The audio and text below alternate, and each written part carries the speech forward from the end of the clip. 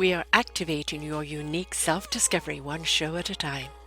The Orchard of Wisdom Self-Discovery podcasts are at your fingertips, just waiting to inspire and invite you in discovering just how awesome you really are and how to navigate through life in joy, enrichment, personal abundance, in mind, body, spirit, heart, and soul. All the people we bring you are here to serve you on your journey of life. Do enjoy our next show. Good morning, good afternoon, and good evening, everybody. Welcome back to another edition of Choose Positive Living, right here on selfdiscoverymedia.com. And my wonderful repeat guest is Rick Heyland, and I'm your host, Sarah Troy. We've got a very good subject for you today, goal setting versus enjoying the moment. Sometimes we get so caught up in the goals and setting everything up in order, and we follow those goals one step, two step, we forget to be present in the moment. Rick Heyland is the best-selling author and executive coach with over 35 years of professional experience helping businesses and leaders reach their professional and personal goals. He provides his clients with the coaching and the tools they need to succeed. He has consulted business of all sizes to improve their performance. Rick specializes in helping leaders identify their personal and business performance gaps to improve performance. As the second largest shareholder and COO of his consulting company, he helped the company grow from 33 consultants to 250. His formula for goal setting, accountability, high engagement, detailed planning has helped many a leader companies enhance their performance. And the reason why I put so much emphasis on personal and business is because we have to remember that we are our business. Personally, we are our business. Everything that we are, everything that's going on in our lives, every essence of ourselves is a representation of who we are in business. And if we don't have that straight, then unfortunately our business is going to suffer. Welcome back, Rick. It's wonderful to have you back here again. Sarah, it's wonderful to be with you. And I'll say a big amen to your comments in the intro and the importance of doing all that right. And I love our topic today because last time we talked about purpose, the importance of purpose. And I told a story, if the listeners want to go back to that episode, about how I developed my purpose as a 26-year-old. And it really just helped me cascade to a lot of amazing experiences and successes. And then I got in my 40s and I realized, you know what? I'm making a lot of money. I'm running a company and I'm stressed out and I'm not able to enjoy the moment. And so all these wonderful ahas started to pop in my head because I always knew of the power of goal setting. And then, in my book of Live Your Purpose, Step-by-Step Guide to Living Your Best Life, it's actually the second half of the book.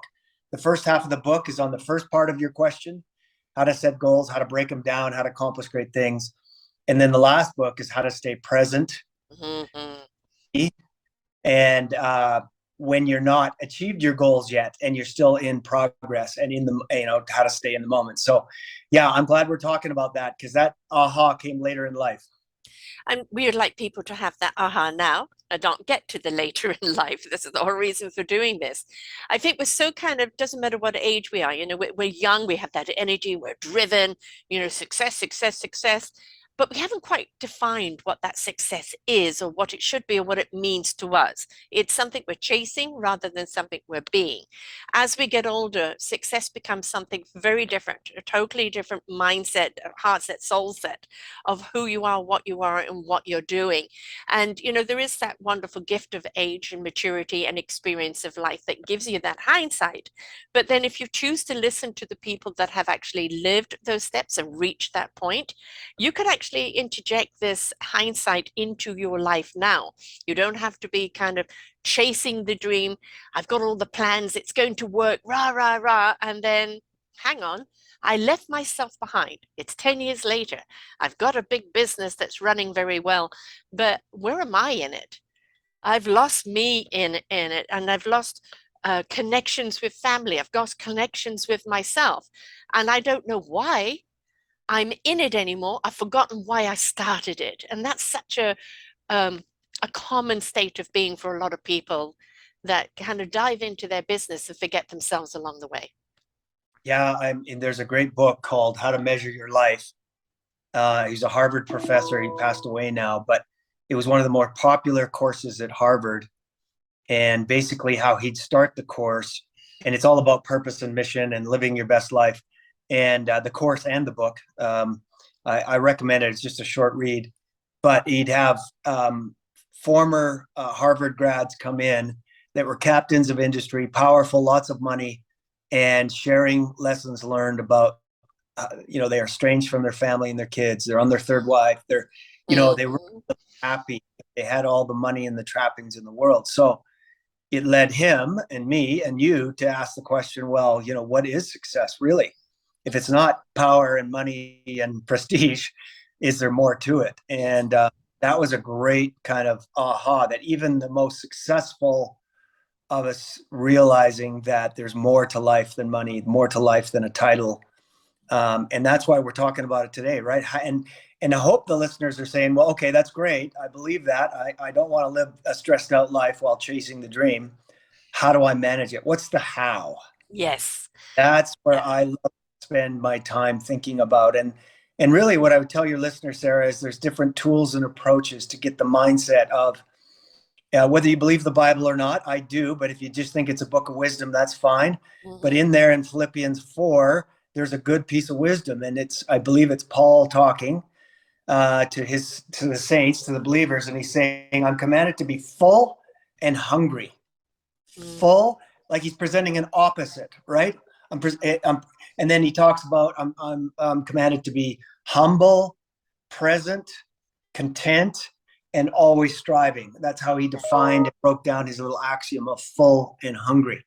And so I love that idea. Like, I love thinking about the balance. Mhm. At first you say, well, how can I be full and hungry? I can't, right? It's one or the other. Well, that's not. And in life, we want you to think about both. That how can I be content, present, and enjoy each moment, and also, excuse me, and also striving for big dreams, big goals. We don't want you to give up on those. So what are the skills and tools? And I know you believe in a lot of these, Sarah, but let me just list a couple of them that Mhm. I book. Um, a simple one would really be the idea of gratitude. And that is Yes. grateful mind, when a grateful heart approaches a day, a week, a month, it's a much better attitude and tone, even if you haven't accomplished your big dreams and goals yet. Are you grateful for what you do have?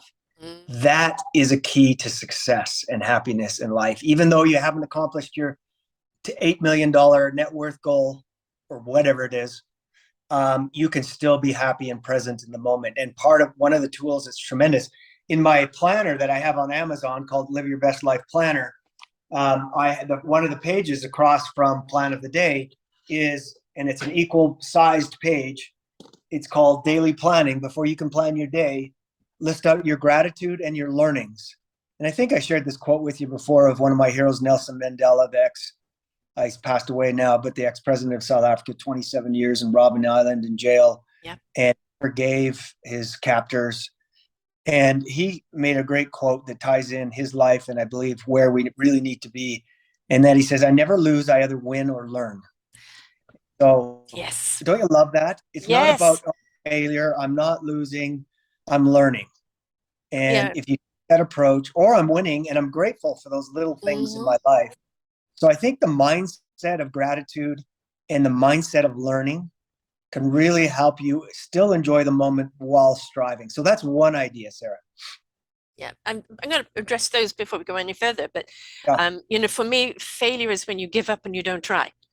I fell on my backside and I learned I don't do it that way. I get up in enthusiasm and try a different approach, right? That is for me is the hunger, right? Is the okay, it didn't work. At least I know what doesn't work. How about I Yep. try something else and see how that or if that works? And it's try and try again. Wouldn't have the light bulb if he didn't try and try again. Yeah. And Times did the he fail or learn before he pulled that off, right? And learn, it's learn, learn. And the thing is keeping your wonderment alive. Gratitude. I woke up this morning. Thank you. There's so many people that didn't. There's disasters and wars and everything all around us. I woke up, and what lays before me are possibilities and opportunities. What I choose to do with them lies in my hands, in my mindset, right? If we greet each day with that gratitude and with a positive attitude, even if you're not feeling good, which, something I battle with a great deal sometimes. I wake up and the body is not in agreement with me today. And it's like, okay, body, all right, I know I have to nurture you.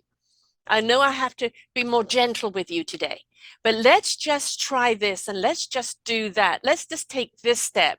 And then I get into the flow of what I love to do. And then I forget the pain and the anguish that I was in a few moments ago. If we get stuck in the wrong moment, the moment of pain or the moment of depression or the moment of discord, then it's so much harder to look at anything with gratitude or a positive attitude. Right? Nurture yourself, love yourself, and then step into something you love doing because that will reset you. Yeah. Yeah. To your point, it can literally, if you've had a bad day and you stop and take a little, I'm a big believer in writing it down. Write, you can change what you're grateful for in the small little things in your life. I have health. I have my daughter. I have my, whatever it is. I know I didn't score that big deal at work, but I got two potential hopeful good conversations for a deal yesterday. And so you're always finding the things that you have, because a grateful mind also thinks better.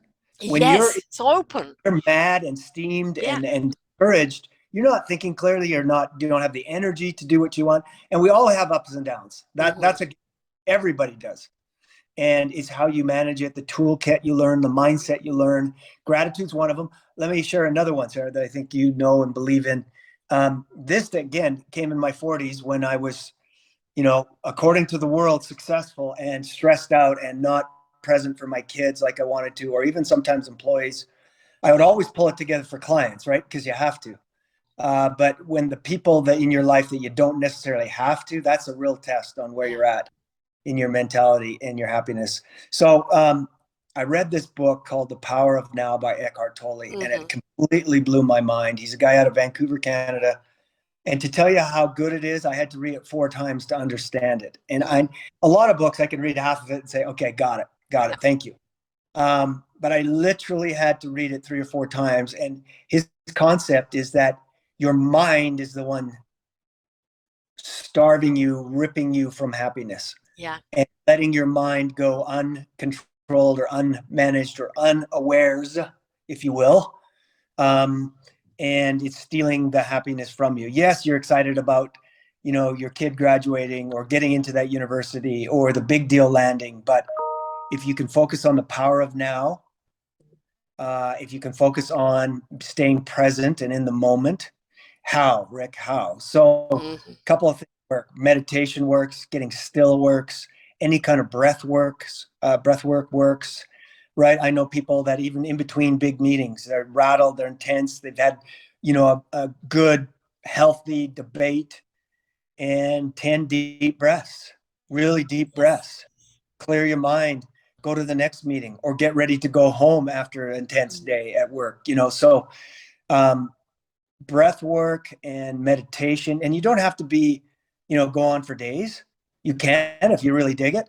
But it could be 10 minutes a day. It could be more than that. And there's some tremendous apps and tools to build the habit, because most of us, especially for us strivers, learning to get still is not a thing that's comfortable right away. No. But yet, if you can, one of the side benefits is not only do you get slower, think better, but a lot of times inspiration comes. 100%. When we're too busy chasing our to-do list, chasing everything, we can't let the good ideas kind of work and come out. But I just had an experience this morning where I didn't have a great sleep. I got really still at this very desk right here, and I was a little groggy. But all of a sudden, I started thinking about the business and what are the next big steps and a couple of really good ideas. And it just got slow, and I wasn't chasing a to-do list. I'm a big to-do list guy, but what we're talking about is balancing that between being content in the now, in the today, and striving and balancing that. And I think that's where real happiness lies, because just being still and not getting anything done, that is not full of self-actualization either. So it's this combination of trying to do both. And I find it exciting because it's a challenge. I could do one or the other pretty well, but how do I do both? Right. And that's pretty exciting. So anyhow, that's a couple more thoughts for you. What's your thoughts on that, Sarah? Well, being present. The Yeah. gift of the present is in the now, right? And I always see it's the seeding in the now, in the clarity of the now, is what's going to grow in the next moment, right? That is the vision, that is the purpose, that actually is the application of those seeds that grow. But you know me, I'm a knowingness person, so it is about allowing the wisdom to come through you, whatever faith you are, whatever energy or source you believe in, allow it to channel through you, ignite your heart in truth and belief, lift your spirit into action, and your mind will know what it needs to know in that moment. And the trouble is, very often we get stuck in the knowledge. Yes, but what this, and you're so wrapped up in data that you're not in the clarity of the wisdom to know how to use that data in that moment for that application. And that can only happen, as you said, with the deep breath, because with the deep breath, it lifts up your body, it aligns your chakras, it opens you right up, it allows the energy to flow through you. Slow those breaths down, be present. That doesn't mean you're ignoring everything around you. It's that you're being present in the moment, acknowledging what's around you. And the next thing you know, you start to see things more clearly. And when you see things more clearly, you can act more clearly. You can apply more clearly. You may have had that to-do list. I'm going to do this. And then you're in that moment that sense, you know what? That's not important right now. That was a to-do list of this mindset. But what I really need to be doing right now is X, Y, and Z.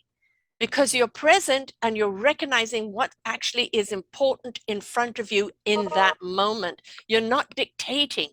The mind loves to dictate. It loves the order. It loves taking, order out of chaos. But if we're present, we're actually more present to actually the clarity, the wisdom, the inspiration, and also the wonderment of the next moment.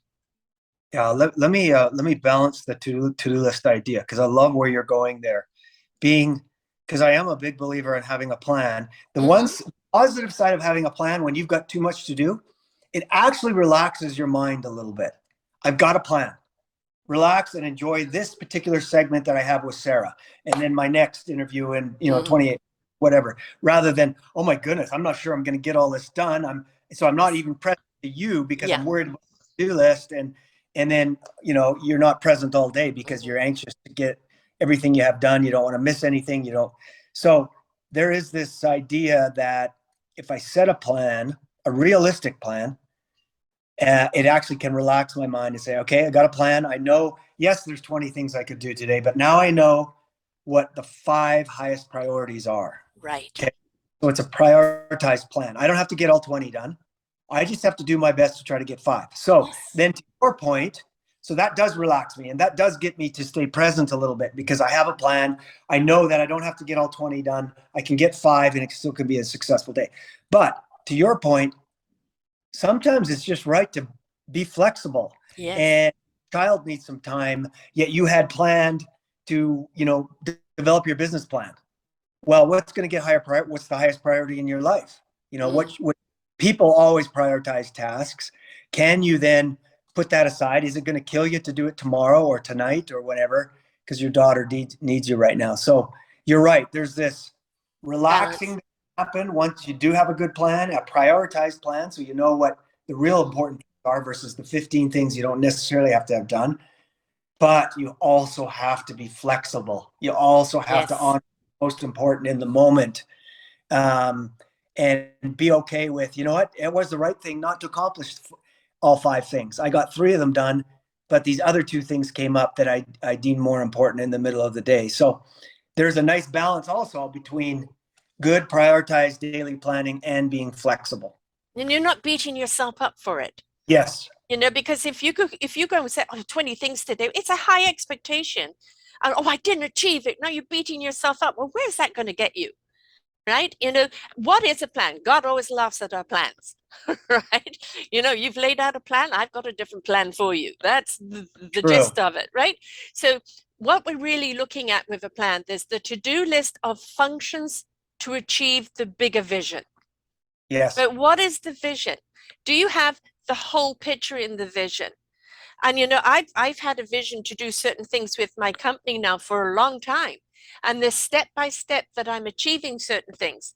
But every time I've tried to push it to go to a certain place before it was meant to come to be, it pushed back.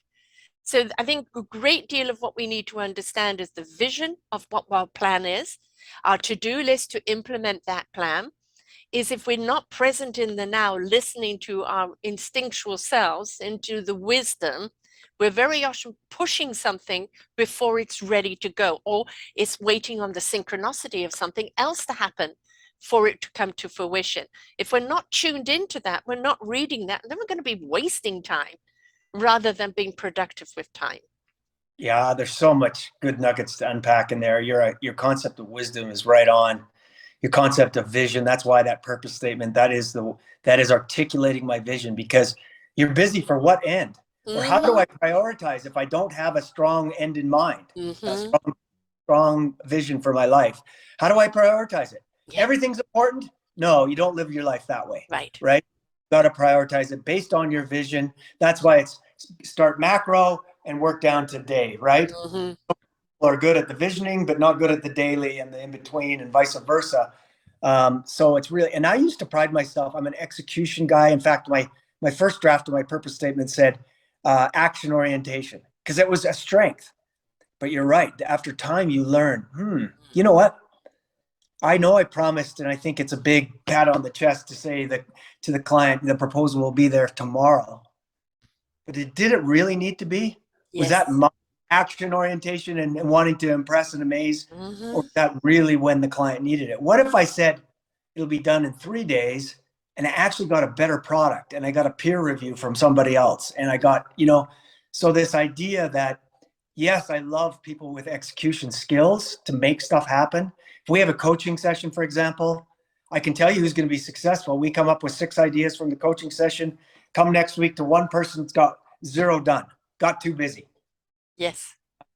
Get to the next person, he's got 4 out of the 6 done. That's somebody that's gonna be successful. But judging, I guess the assumption there is, on both coaching sessions, those 6 ideas were good ideas. You can always say later on in afterthought, in hindsight, hey, geez, I decided I didn't want to do that. That's fair. But assuming those 6 ideas, I love working with the individual. I can give you a better ROI promise if you're the 4 out of 6 complete than the 1 out of 6. I'll tell you that right. But at the same time, sometimes there's a lot of wisdom to just saying, I can push that a couple of days.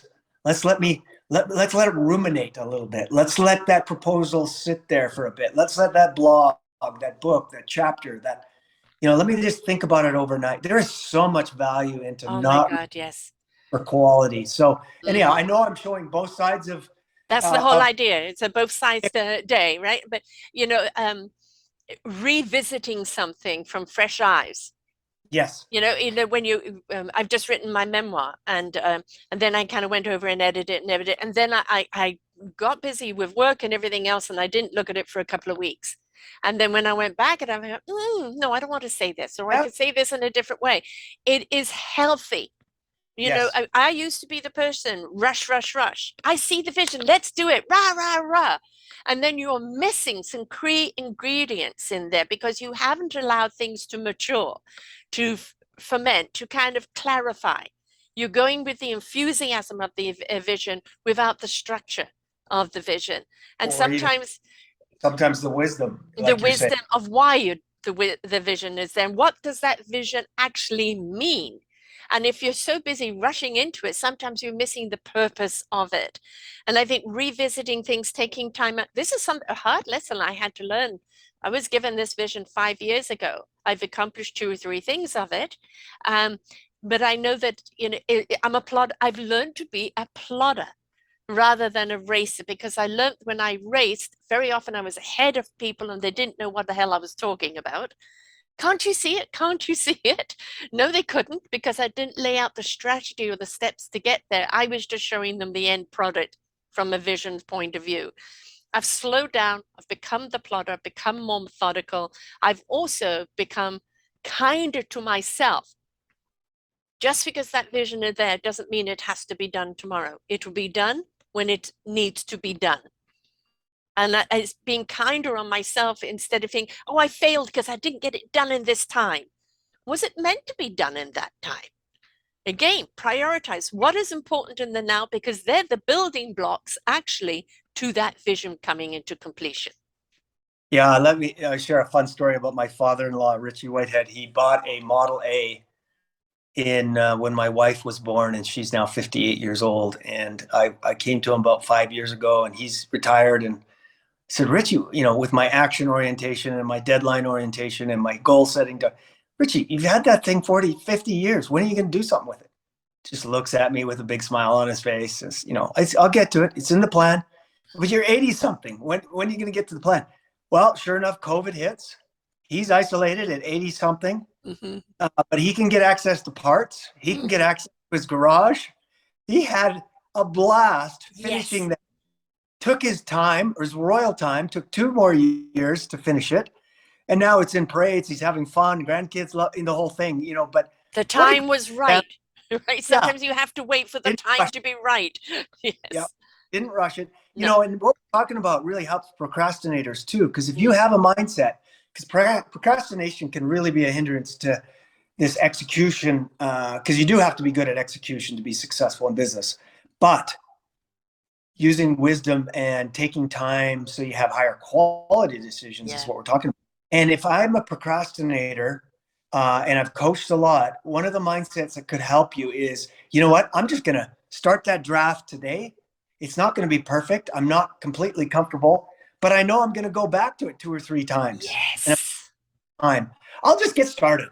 I'll just Yes. start small. One step. One Yeah. step. Just take the step. Get out of the thinking stage and get Yeah. into, I call it, actionism, taking some action on the vision, and just one step in front of the other, because Yeah. we've got to understand that every vision, everything that is out there in the world came from a vision. But unless we know how to implement, how to execute, whom to do it with, and whom to do it for, that vision is just going to dwindle away.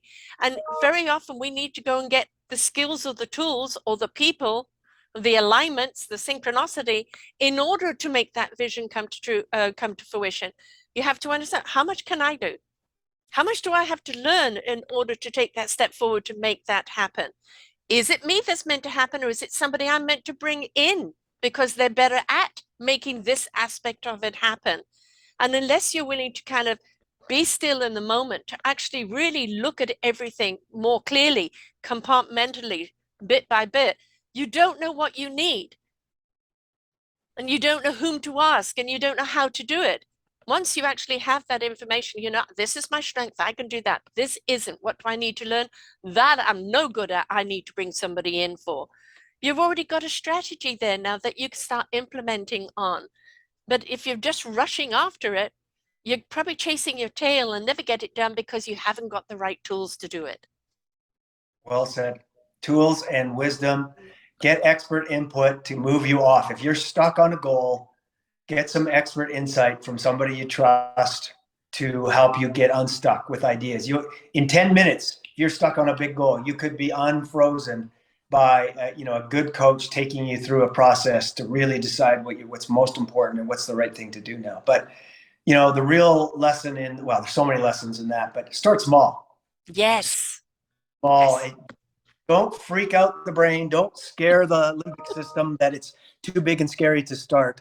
Just start with a full step. I'm going to investigate. Mm-hmm.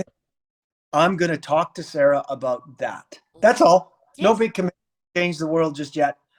I'm just going to investigate. I'm going to research. I'm going to find out from. I'm going to read this. Anyhow, start small on the goals you're stuck on. That could really help you get unstuck if you just start very small and all of a sudden you got momentum. Because goals and life and actionism needs momentum. It needs a Yes. start. And if you can start, Fluidity. yeah, that helps. Yes. When I got given the vision, I'm a visualer. So, oops, lost you. Are you still there? Yep, yeah, Yep. yeah, back. What I had to do is create a poster of what it is. And then from that poster, it has changed over time, but the fundamentals of what is important in that vision, the things that are absolutely are wanting to do and can make happen, have stayed in the poster, have stayed in the vision, and other things have been tweaked. And every time I look at that vision, that is my focus of A, B, and C. What steps next? What do I need to do in order to make this grow? Right? Planting the seeds, making sure they're watered and nurtured in the right areas, and concentrating on one area at a time, so that things are growing strong. Don't let this grow so out of proportion that these other things suffer. Right now, that is at a certain growth. I can now give time to this other thing so that that can grow, so that things are growing more in a balance, so that the vision doesn't become lopsided. Yes, absolutely. And I love the theme of our conversation, and all these little ideas help it. And just to recap for the listeners, we're trying to figure out to give you mindset. One of my mentors in change used to say, change needs three things: skill set, mindset, and tool set. Mm-hmm. And that's what we've been talking about: different tools, different mindsets, and different skills to develop to help you be successful and happy, present, content, and striving for big things in your life. And I think the things we've been talking about are those tools to help you do that. I think the big question is you get given a vision. It's all wonderful, and believe me, I've had plenty of them because I'm a visualer, and I've backed things. I literally became bankrupt by backing something that it was a perfectly good a product, perfectly good.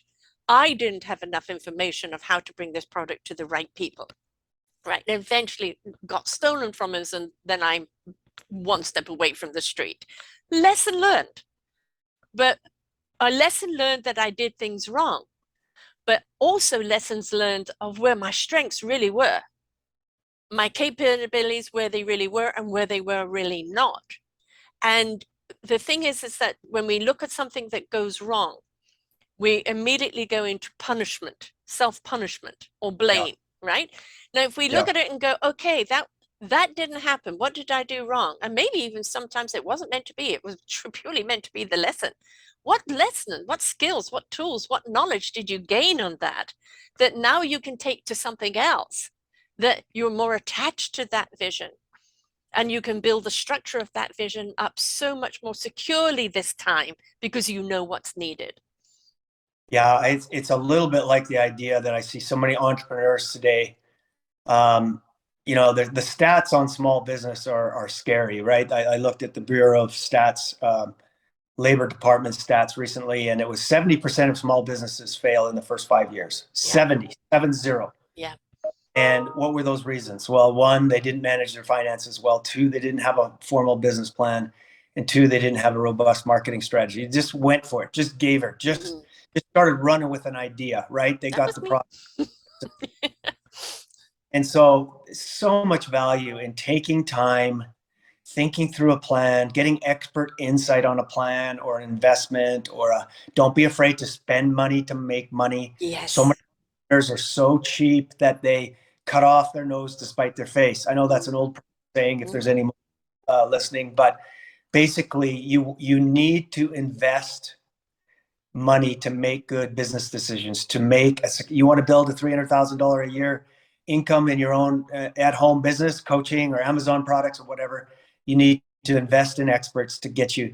I see so many people starting podcasts and they're disappointed it's not growing and monetizing. Well, there's people that know how to help you on that. I see people doing social media and they're getting 1 million followers. This is one example that's extreme, and they won't buy a thing from them.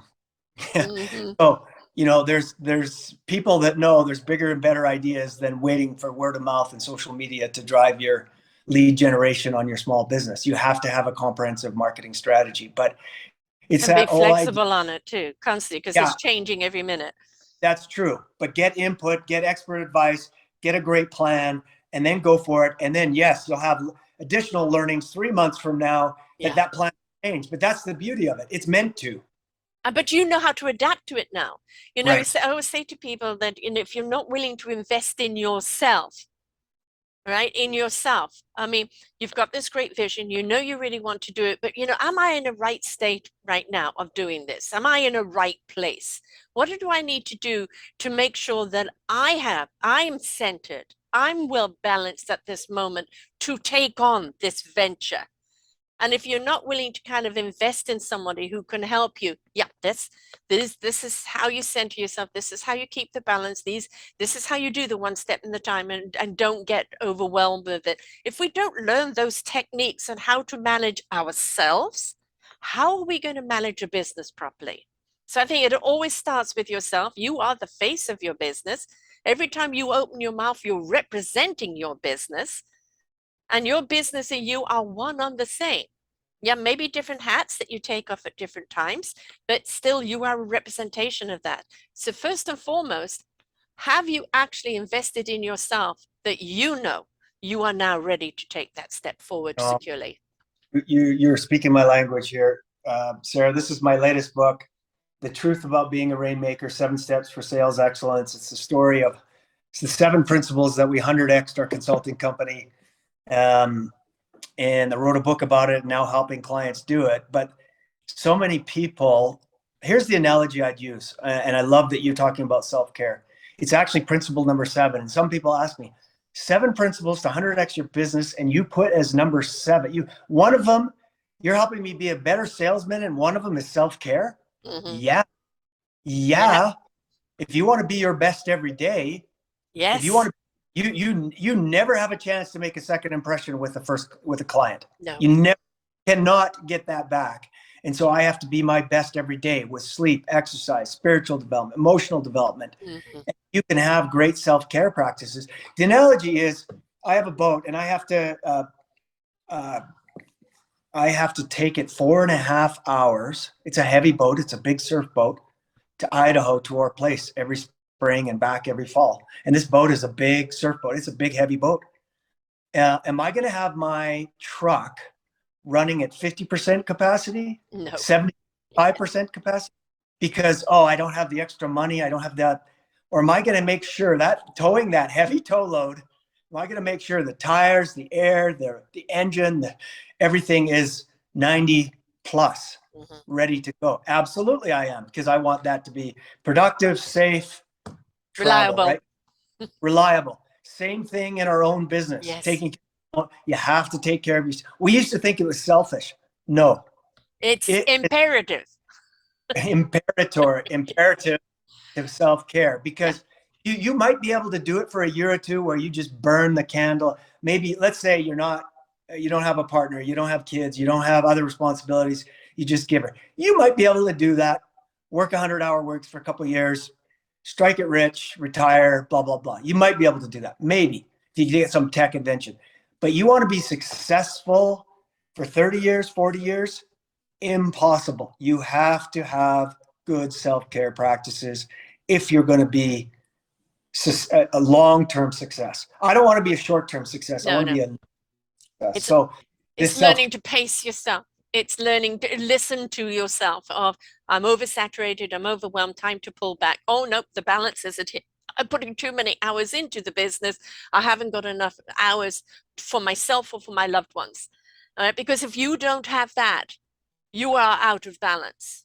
You are out, well, and even if you're a single person out there doing a business, you have to have the healthy lifestyle of friends and family to balance you out. Otherwise, you're in one, you know, rut all the time, and that's all you're seeing. You're never downloading, and just allowing and being present and enjoying the moment of life.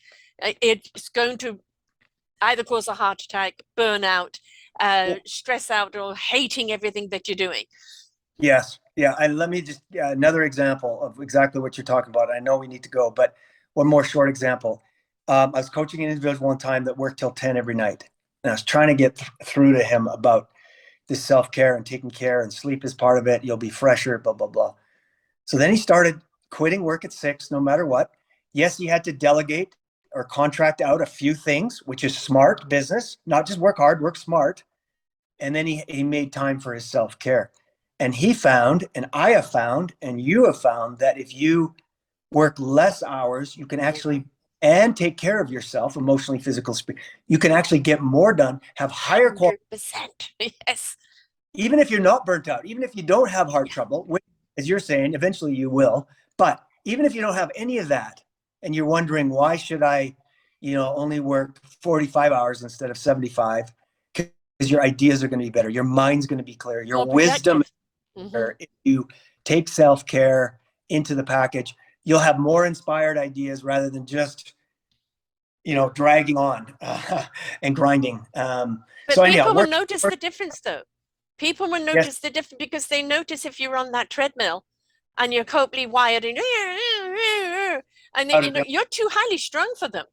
yeah, But people that are well balanced, that are taking care of there. themselves, that are pacing themselves, they're going to be the people that are more invitational because you feel you can communicate with them, because you feel they're actually going to give you some time. Amen. Well said. So there's a lot of things that we need to find, and really what you're looking at here is balance. The balance of your own life, your own well-beingness, your mind, heart, soul, spirit, everything body needs to be in sync, in flow. And whatever your vision is, it's the one step at a time in pursuing it. Whatever you don't have the knowledge for, gain it. And if you can't do it yourself, hire someone to do it for you.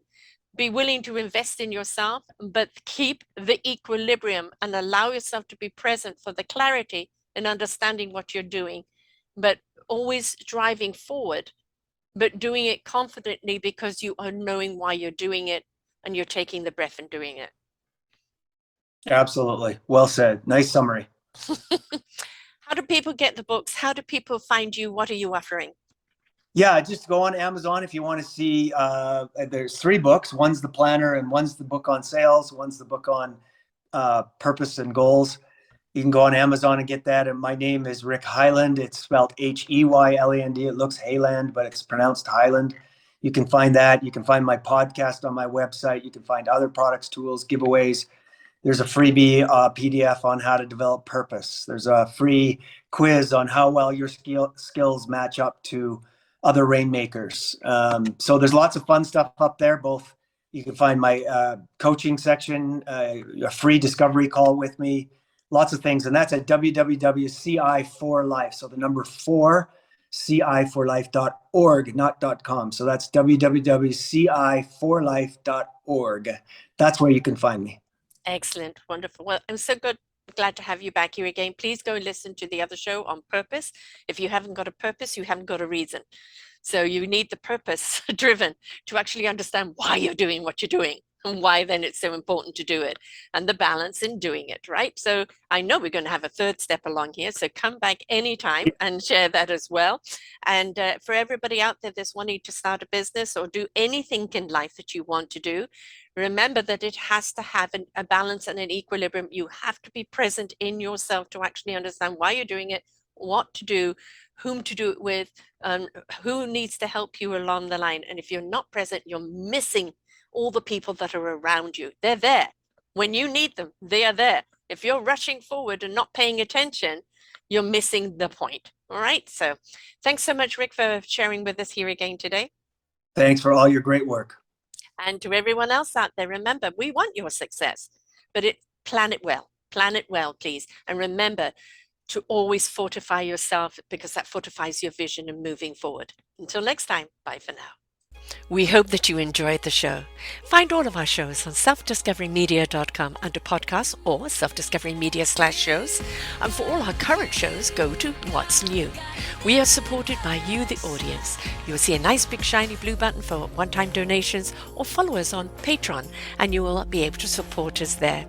We enjoy bringing you such wisdom. And the next show will be up in just a moment.